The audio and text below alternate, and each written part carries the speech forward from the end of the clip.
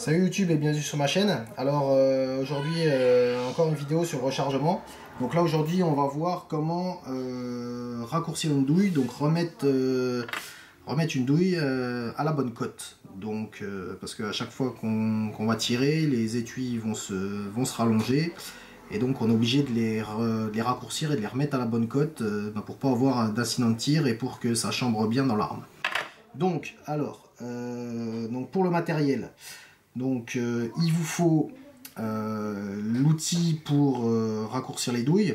Alors là ici vous avez, donc je l'ai déjà présenté lors d'une précédente vidéo, donc ça c'est l'outil qui est fourni dans le kit Lead Challenger. Donc moi perso je ne l'utilise plus parce qu'à chaque fois en fait on est obligé de rajouter des outils, racheter donc un outil pour chaque calibre.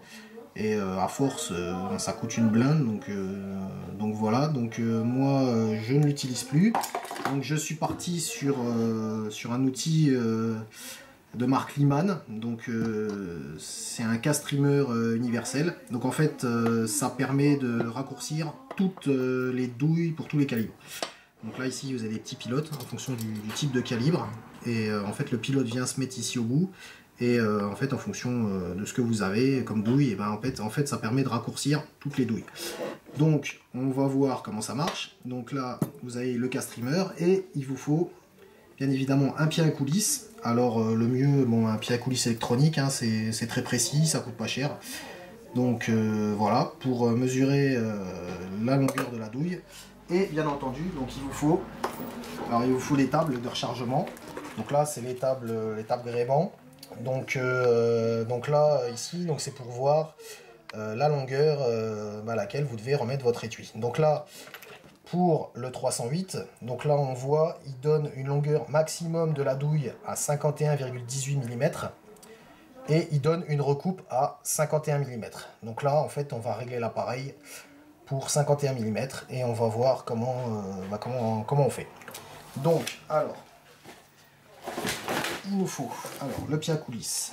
Donc là à 0, on va le régler sur 51.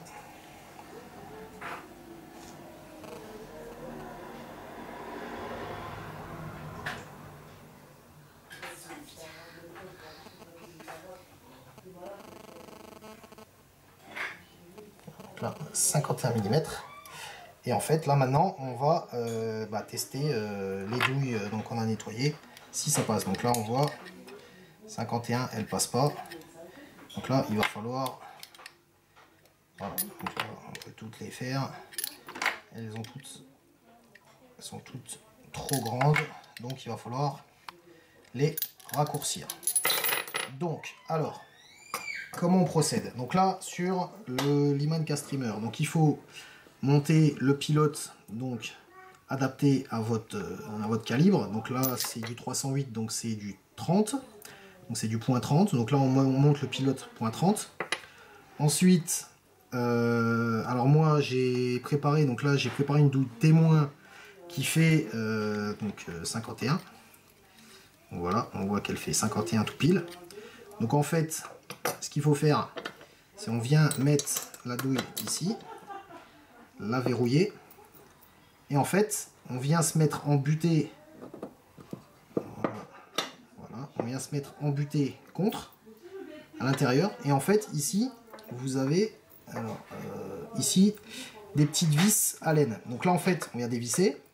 Quand vous êtes embuté à la bonne longueur, vous venez mettre embuté ici contre les deux les deux rondelles ici, et vous venez les verrouiller fortement à l'aide d'une clé à laine. Et là votre outil est réglé, votre outil est réglé pour raccourcir vos douilles à 51 mm.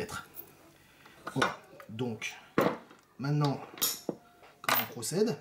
Donc là l'outil est déjà réglé, donc c'est simple. On met une douille, on la verrouille, on vient mettre en butée et on tourne.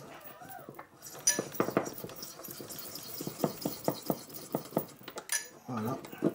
Et là on peut contrôler l'étui ici. Voilà, fait bien 51 mm. Voilà. Donc ensuite, une fois qu'on a fait ça, donc l'étui ici, il y a un peu de bavure autour. Donc là, moi, j'utilise un outil ébavureur, donc c'est aussi la marque Liman. Donc ça, je l'ai acheté en même temps que le K-Streamer. Maintenant, dans le kit Lead Challenger, vous en avez un aussi, donc qui permet de faire l'intérieur et l'extérieur du collet. Par contre, si vous voyez un peu la différence de qualité entre les deux, il n'y a pas photo. Donc moi perso, j'utilise le Liman. Donc là, comment ça marche? Eh ben, on fait un coup à l'intérieur, un coup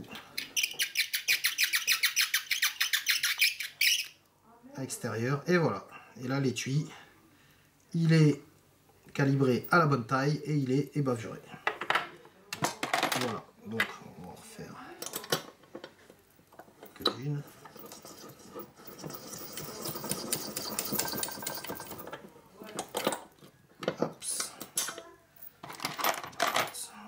On passe l'outil.